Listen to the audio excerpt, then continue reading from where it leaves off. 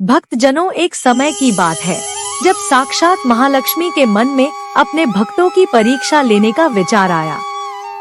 शुक्रवार की वह रात बहुत घनी और रहस्यमयी थी। दुनिया माँ को केवल रेशमी वस्त्रों और आभूषणों में देखने की आदी थी, लेकिन उस रात देवी ने यह दिखाने का निश्चय किया कि एक माँ अपने बच्चों के संकट काटने के लिए कितनी उग्र हो सकती है। घोर अंधेरी रात थी, चारों ओर सन्नाटा था। एक परम लक्ष्मी भक्त जो विपत्तियों से घिरा था, माँ को पुकार रहा था। अचानक उसे महसूस हुआ कि धरती कांपने लगी है। हवाएं इतनी तेज चलने लगी कि उसके घर के दीपक बुझने लगे। तभी उसे एक भयानक गर्जना सुनाई दी। उसने आंखें खोली तो सामने माँ का वह तारा स्वरूप खड़ा था जिसे देखकर रूह कांप जाए। हाथ में तीक्ष्ण अस्त्र, गले में मुंडमाला और पैरों के नीचे सोता हुआ शव। भक्त डर से सिहर उठा, लेकिन तभी उसने ध्यान से देखा कि माँ लक्ष्मी का वह उग्र स्वरूप वास्तव में भक्त पर हमला करने वाली दरिद्रता और नकारात्मकता का संहार कर रहा था।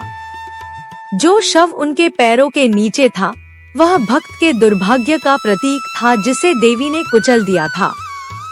देवी का वह नीला रंग और भयानक रूप धीरे धीरे स्वर्ण जैसी चमक में बदलने लगा।